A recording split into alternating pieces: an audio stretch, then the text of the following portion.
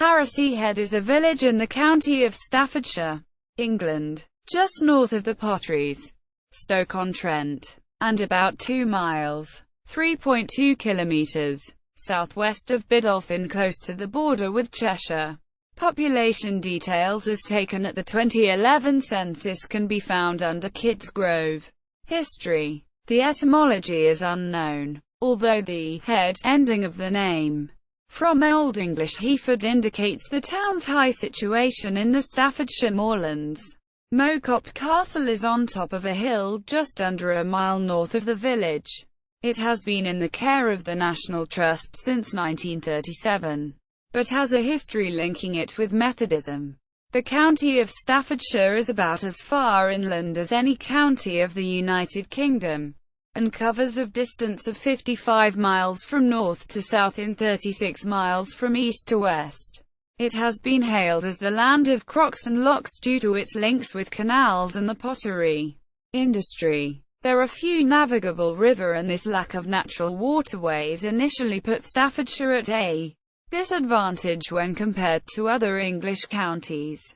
The coming of the canals was really to spur on industry, and by the end of the 18th century, Staffordshire sat at the economic and transport heart of the country.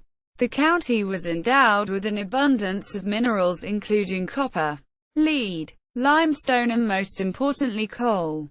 As the majority of minerals required firing, charcoal was initially used. As supplies became depleted, more and more coal had to be used.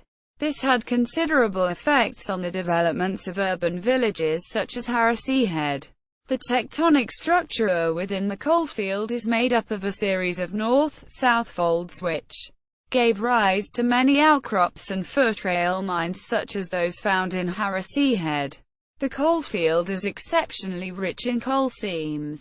It has been suggested that there may be up to 30 different seams with an aggregate depth of some 140 feet. The most productive seams are to be found within the middle coal measures. Varieties including coking coals which formed the backbone of the local iron smelting industry. Harriseahead in 1841.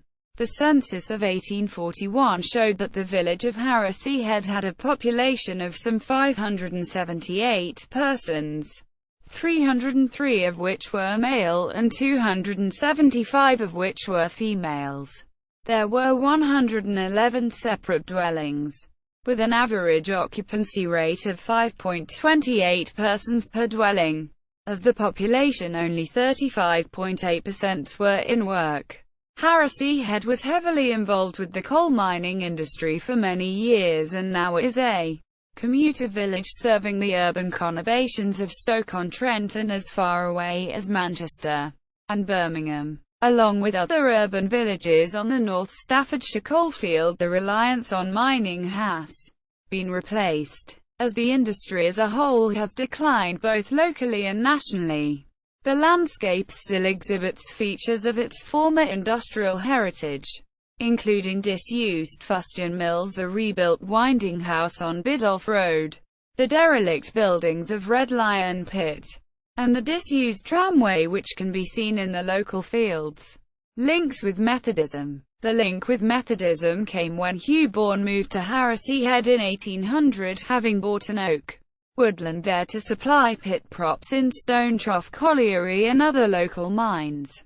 In 1801 to 1802 he built a Methodist chapel which became the centre of Methodist activity in that area and beyond. The primitive Methodist movement grew out of this. The village used to have both a primitive and Wesleyan Methodist chapel.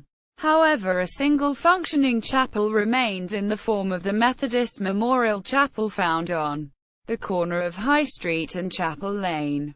The chapel continues to have its annual anniversary sermons and flower festival which are well received locally. Media related to Harriseahead at Wikimedia Commons.